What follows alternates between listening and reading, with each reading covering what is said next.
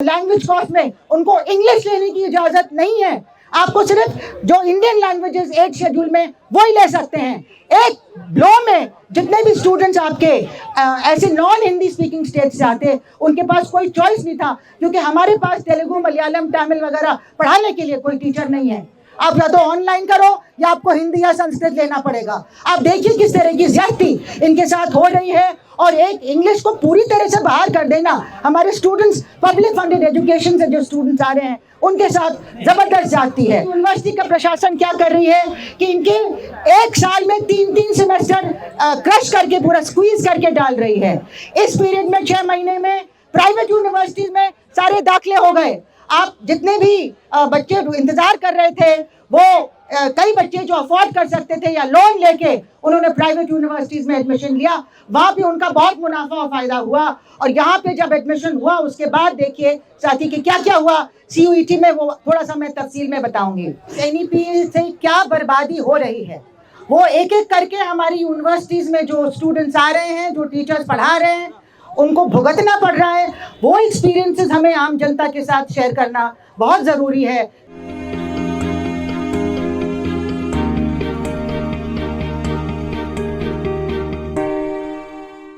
हम साथियों को पता है पहले से, हम लोग काफ़ी समय से, जब से ये एनईपी का ड्राफ्ट 2019 में आया था और उसके बाद जो एनईपी 60 पेज की आई थी 2021 में जुलाई में, 2020 में जुलाई में कैबिनेट के डिसीजन के थ्रू हम उसको शुरू से अपोज कर रहे हैं।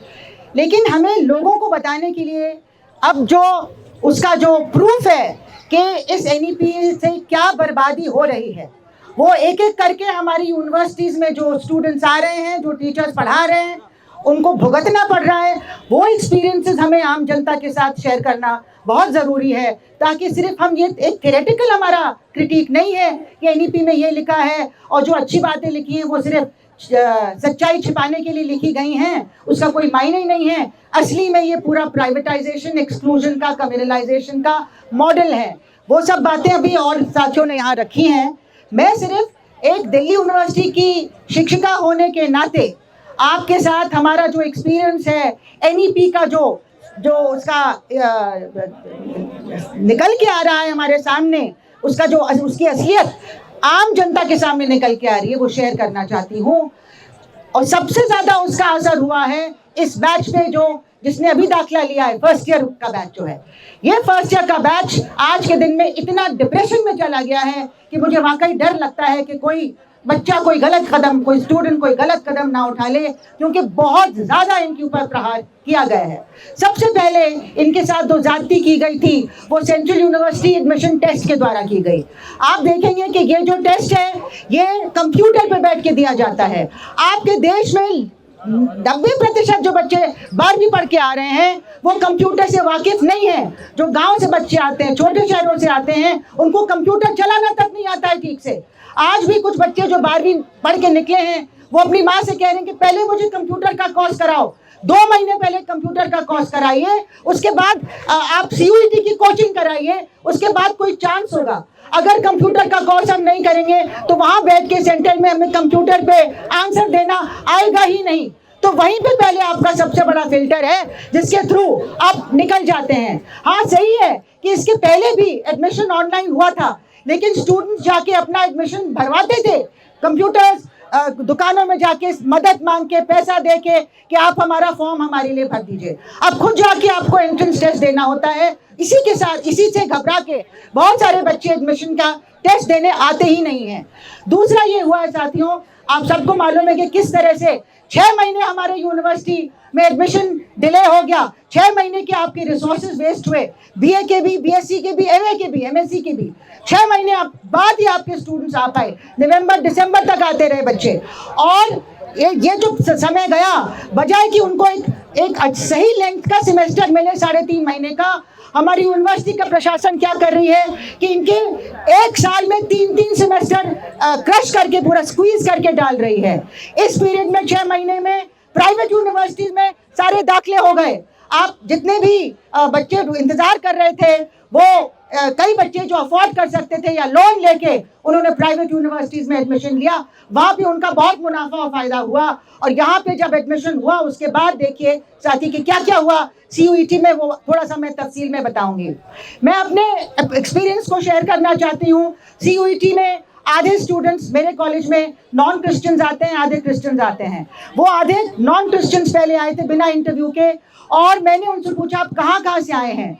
हमारी सेंट्रल यूनिवर्सिटी की एक स्ट्रेंथ यह है कि देश के कोने कोने से बच्चे आ सकते थे, लेकिन हमारी क्लास में आप देखेंगे कि सिर्फ 3 स्टेट से बच्चे आए, यूपी, हरियाणा और राजस्थान।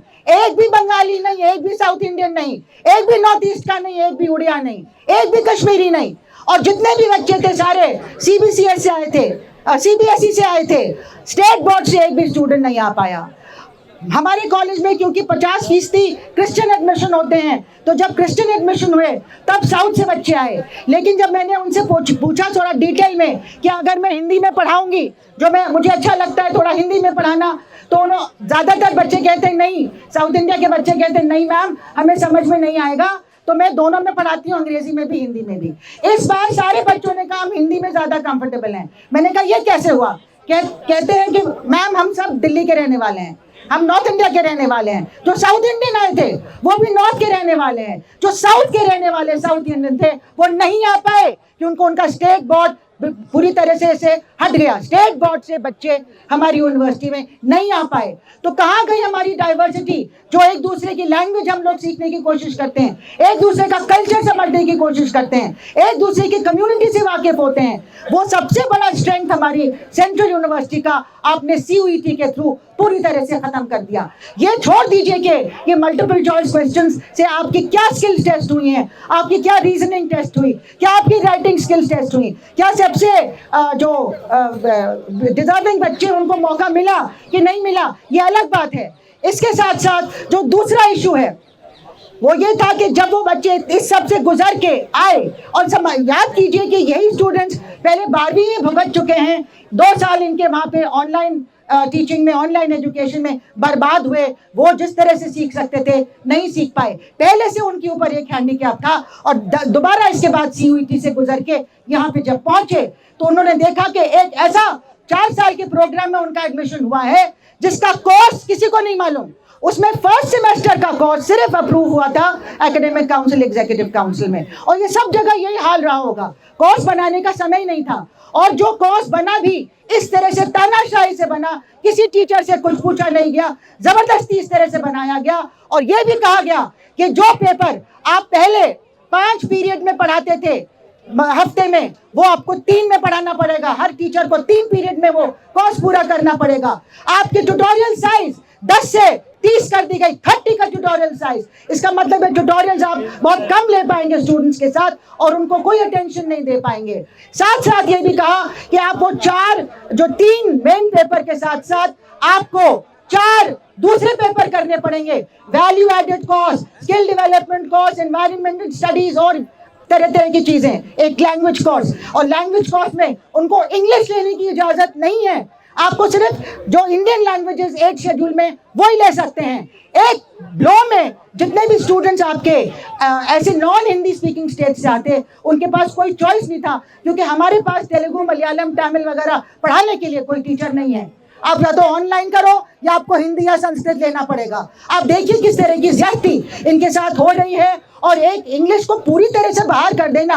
हमारे स्टूडेंट्स, पब्लिक फंडेड एजुकेशन से जो स्टूडेंट्स आ रहे हैं, उनके साथ जबरदस्त जाती है। ये चीज के साथ साथ आपके जो वैल्यू एडेड कोर्सेज में इंडियन नॉलेज सिस्टम्स और ये कोर्सेज हम लोगों को बनाने की इजाजत नहीं है, कहीं से ऊपर से बन के आ रहे हैं। कौन बना रहा है हम सबको मालूम है कि कौन सा थिंक टैंक है, इंडिया इंटेलेक्चुअल फाउंडेशन वगैरह वगैरह, बहुत से ऐसे नाम हैं RSS की अलग अलग संस्थाओं के, वहां से सिलेबस बन के यहाँ पे आ रहा है। और स्किल डेवलपमेंट के नाम पे पेस्ट्री कैसे बनाते हैं, पुडिंग कैसे बनाते हैं, ये सब आपको बताया जा रहा है। और हमको कोई चॉइस नहीं है, हमको यही सब पढ़ाना होगा जो हमको खुद नहीं आता है, वो टीचर्स को पढ़ाना पड़ेगा। क्योंकि अगर आप नहीं पढ़ाएंगे तो आपके लिए काम नहीं है, टीचर को नौकरी से बाहर कर देंगे। इसी के साथ आप इस तरह से रिक्रूटमेंट में आपके जो एक्सपीरियंस टीचर्स हैं, 15-15, 20-20 साल पढ़ाया, बेहतरीन टीचर्स हैं, पूरी यूनिवर्सिटीज को सालों से चला रहे हैं। और हमारी यूनिवर्सिटी में रिक्रूटमेंट 2010 से बंद था। और आधे से ज्यादा टीचर एडहॉक चल रहे थे। अब जब रिक्रूटमेंट इन्होंने शुरू किया तो पूरी तरह से आरएसएस काडर के लोगों से जो जुड़े हुए थे उनकी अपॉइंटमेंट हो रही है। 2-2 मिनट के इंटरव्यू के बाद 15-15 साल पढ़ाने वाले टीचर को सड़क पे फेंका जा रहा है। इतनी बड़ी ह्यूमन ट्रेजेडी हमारी यूनिवर्सिटी में मैंने पहली दफा अपने पूरे एक्सपीरियंस में देखी है। और साथ में जो टीचर्स आ रहे हैं जिनका एक्सपीरियंस नहीं है, वो किस तरह से इन कोर्सेज को पढ़ाएंगे जिनको आपने स्टूडेंट्स के ऊपर थोपा है। तो पूरी तरह से हमारा एकेडमिक स्टैंडर्ड जो है आपने पूरी तरह से खत्म कर दिया है। जो मेन सब्जेक्ट पे एम्फेसिस होता था 4 साल में, 3 साल में 75% टोटल का मेन सब्जेक्ट होता था। जैसे मैं मैथमेटिक्स पढ़ाती हूँ तो आपको 75% आपका कोर्स सब मैथमेटिक्स होता था, बाकी सब दूसरे कोर्सेज 25% होते थे। अब 50% केवल आप मैथमेटिक्स पढ़ पाएंगे और बाकी 50% आपके स्किल डेवलपमेंट, इंडियन जो knowledge system, value added courses वगैरह करेंगे। आप समझ सकते हैं कि हमारे स्टूडेंट्स जो सिस्टम से निकल के आएंगे उनके पास मेन सब्जेक्ट पढ़ने के लिए समय नहीं है और उनकी नॉलेज एकदम बहुत ही इंफीरियर हो जाएगी और बाहर कहीं भी किसी भी अच्छी यूनिवर्सिटी में ना तो उनको एडमिशन मिलेगा, ना वो किसी नौकरी के भी लायक रहेंगे सही मायने में। तो ये हमारी एजुकेशन सिस्टम के साथ हो रहा है। इसके साथ साथ ये भी कह दिया है, एक रेगुलेशन ले आए हैं कि आपका 50% कोर्स जो है ऑनलाइन होगा। जिस ऑनलाइन से हम लोग बड़ी मुश्किल से निकल के आए थे और अभी भी हम लोग उसको मेकअप नहीं कर पा रहे हैं, जो नुकसान उस टाइम पे हुआ, अब ये डिक्री हो गया है और जेएनयू में तो बल्कि नोटिफिकेशन आ गया है कि यूनिवर्सिटी लागू करे इसको तुरंत, कि सारे स्टूडेंट्स को बताया जाए कि आप आधे कोर्सेज अपने दूसरी यूनिवर्सिटी से ऑनलाइन कोर्सेज कर सकते हैं, ये मैसिव ओपन ऑनलाइन कोर्सेज कर सकते हैं। और जो 50% बचा हुआ जो कॉलेज का टीचर आपको पढ़ा रहा है, जिसको इजाजत है पढ़ाने की, उसका भी उस टीचर को 40% वीडियो रिकॉर्डिंग करके देना है, ऑनलाइन देना है और सिर्फ बाकी जो बचा है ग्रेडिंग और मेंटरिंग वगैरह के लिए रह गया है। तो हर तरह से आपको घेरा हुआ है कि किसी तरह से कोई बच्चा कुछ सीख ना जाए, कुछ ढंग का ना सीख जाए, कुछ क्रिटिकल एबिलिटी ना डेवलप करे, कुछ क्रिएटिव एबिलिटी ना डेवलप करे। गलती से भी कोशिश करने के बाद भी ना टीचर पढ़ा पाए, ना स्टूडेंट पढ़ा पाए, ये हमारी यूनिवर्सिटीज में चल रहा है साथियों। और इस चीज को सब जगह शेयर करना बहुत जरूरी है, क्योंकि और साथ साथ जो कंटेंट है वो तो साथियों ने बताया ही है किस तरह से कम्युनलाइज किया जा रहा है। और पूरी यूनिवर्सिटी में जो डेमोक्रेटिक स्पेसेस होते थे, जहाँ पे सेमिनार होते थे, आपके कार्यक्रम होते थे, कल्चरल फेस्टिवल्स होते थे, अगर गलती से भी आपने कोई डेमोक्रेटिक बात वहाँ रखी, आपने कम्युनल हार्मनी की बात रखी, आपने नेशनल एजुकेशन पॉलिसी की बात भी रखी, तो आपको इजाज़त नहीं मिलती है। तो यही हमारी यूनिवर्सिटी में हो रहा है कि कहीं बात करने का मौका नहीं मिलता है, कहीं पे डिस्कस करने का मौका नहीं मिलता है और कहीं पे कुछ अपना ढंग का कोर्स भी करने का समय नहीं मिलता है। एक दूसरे से बातचीत करना, कम्युनिटी एक डेवलप करना, वो सारा तो दूर की बात है। तो इसके खिलाफ हमें अपनी आवाज़ उठानी है, लगातार उठानी है, हार हम मानने के लिए तैयार नहीं हैं। और यही बातों को हमें आम जनता के बीच हमें ले जाना है। आम जनता हमारी बात समझेगी। सब जनता समझती है कि जब ऑनलाइन एजुकेशन चला था तो कितनी बर्बादी उनके अपने बच्चों के साथ हुई थी। इस पर जनता हमारे साथ आएगी, लेकिन हमें समय निकाल के आम जनता के पास जाना है और उनका साथ लेके हमें इस आंदोलन को और आगे बढ़ाना है। बहुत बहुत धन्यवाद।